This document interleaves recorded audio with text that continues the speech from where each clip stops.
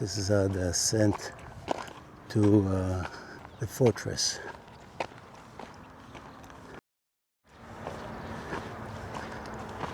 See how this area around the fortress, we're very high above it. A very steep ascent, and indicates the strategic importance of the site.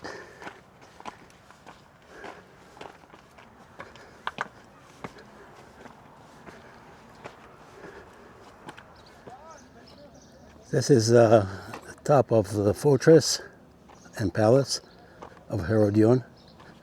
It's built in a round structure with the main tower on the east side, and on the lower level below the walls is the place of the palace.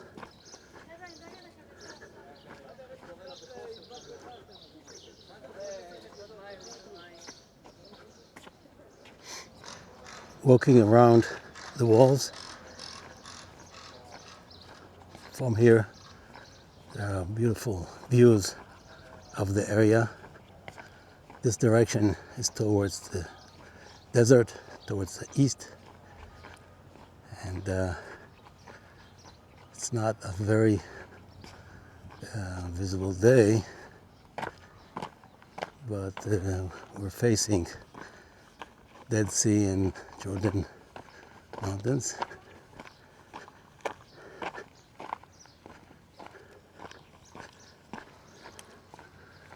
Let's walk up the eastern tower, the main tower.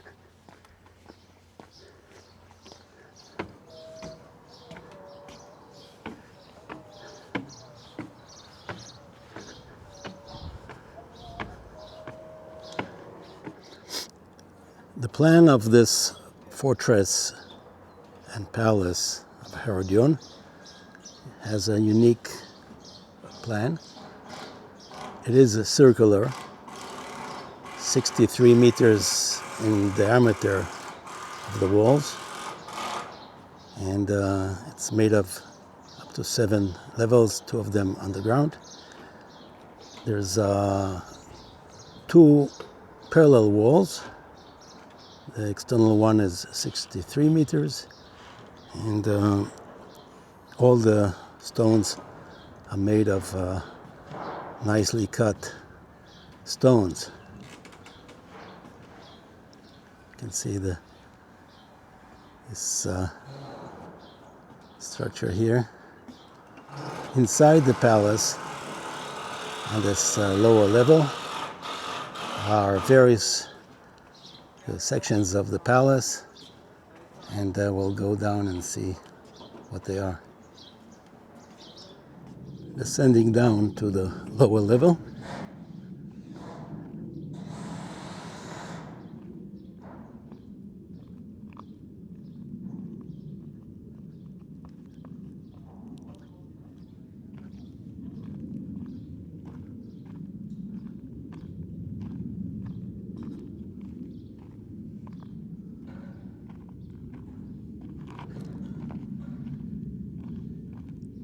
a collection of ballista stones that were used by the defenders or by the Romans to attack the site during the times of the revolts.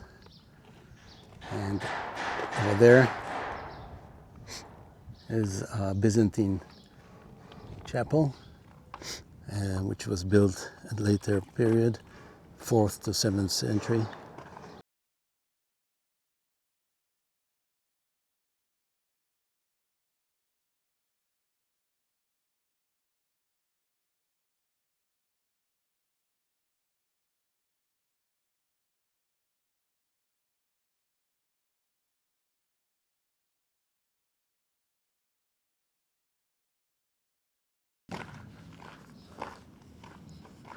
This was the reception hall during Herod's time, where it was used for dining and gathering place, and it was roofed, and you can see the pillars. Later time, during the revolts, it was used as a synagogue, both in the Great Revolt and in the Bar Kokhba Revolt. The south side is a small etc. recess built in the wall, and the reception hall turned to be a synagogue.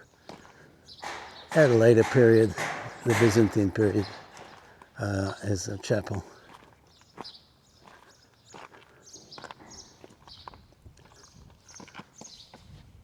Here was a place where they smelted the weapons. There was a furnace here used to melt the metal.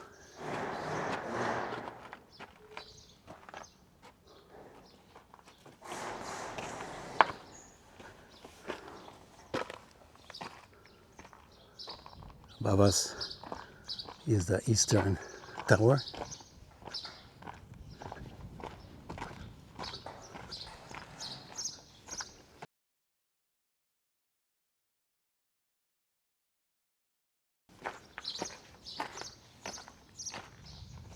A Roman bathhouse.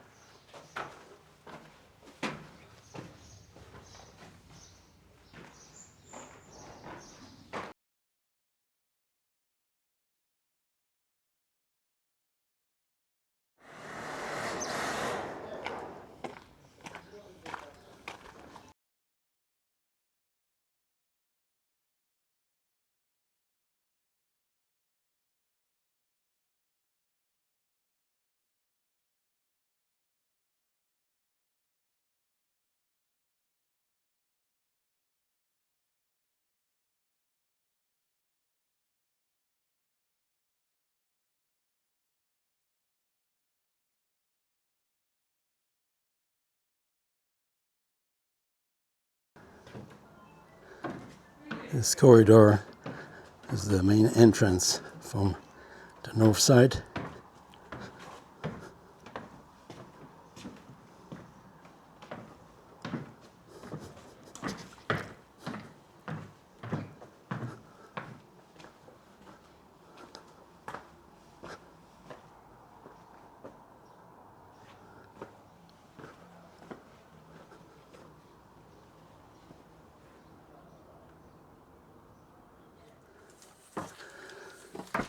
Under the entrance are tunnels. Some of the tunnels were created to reach the reservoirs, but then they were built during the two great revolts. The Great Revolt in the first century against the Romans, and the second revolt, the Bar Kokhba revolt.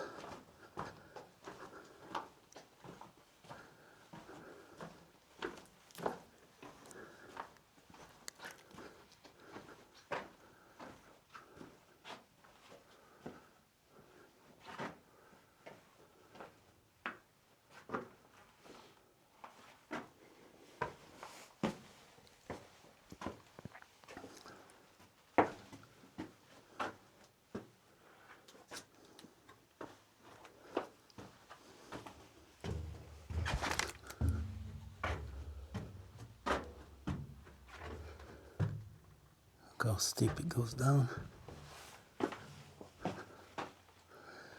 The This is the upper tunnel system. It was cut in the Bar Kokhba revolt time. And we'll go down to the lower tunnel system.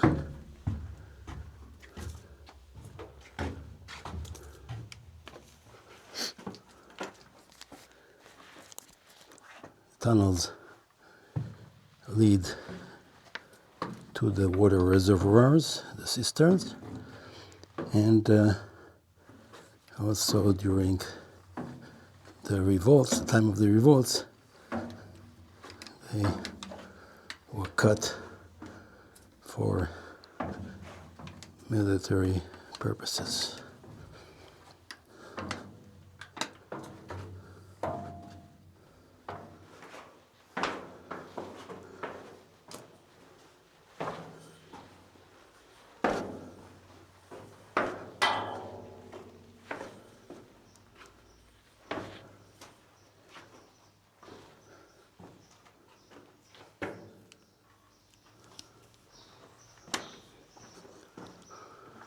Looks like this is one of the big cisterns.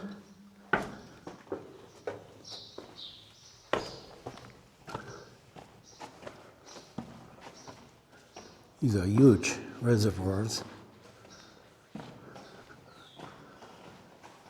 The water allowed the defenders to withstand a long siege.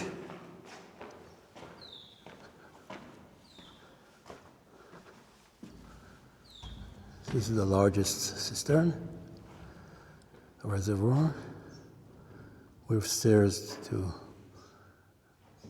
descend and fetch the water and clean the pool.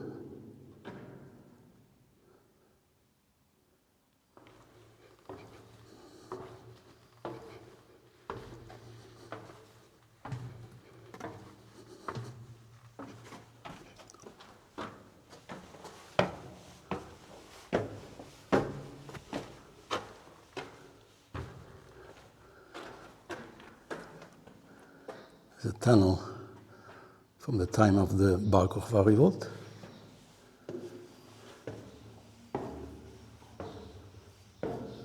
And a number of tunnels around here.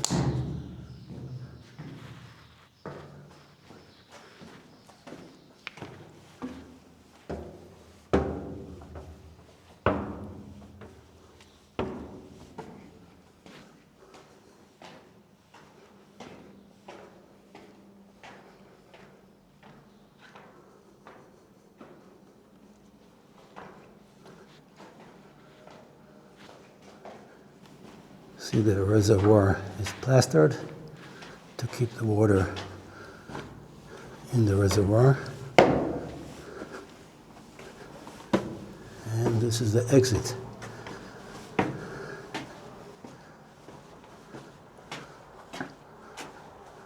We're on the north side.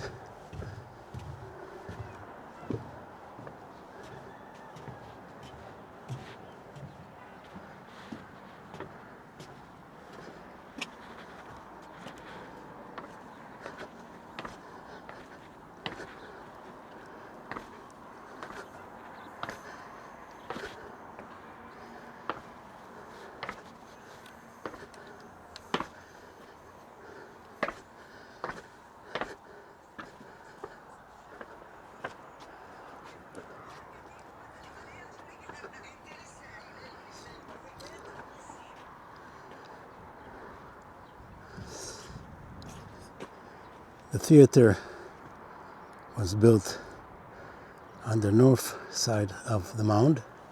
You can see it below us. And on this upper side are chambers for hosting the visitors. You can see the frescoes.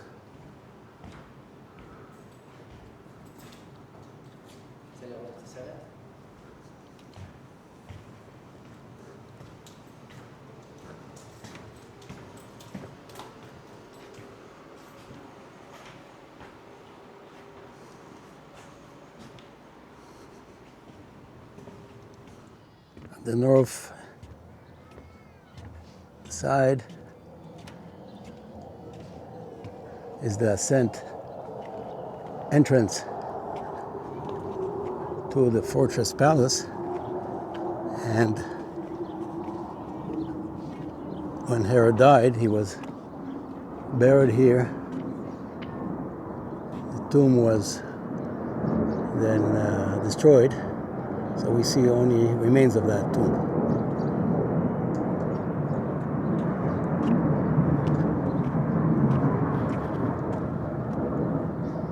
See the steps leading up to the northern entrance, and see how steep this hill is. Well protected fortress and palace.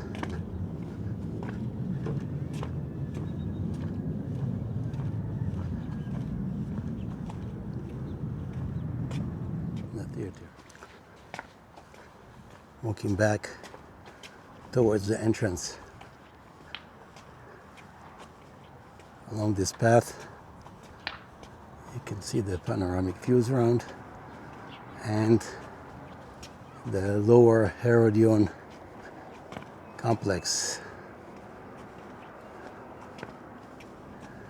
In its center, during the Herodian times, was a huge garden with a pool inside and columns around the garden. Amazing in this desert to come up with this beautiful area. The water was fetched by aqueduct,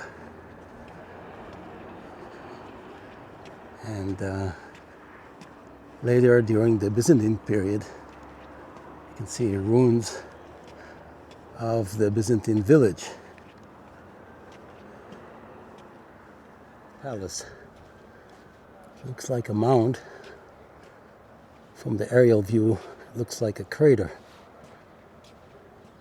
A lot of it was created artificially by cutting the northern ridge and extending the height.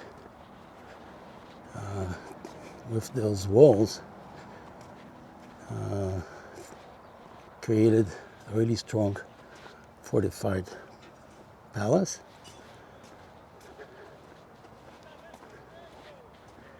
Very hard to conquer.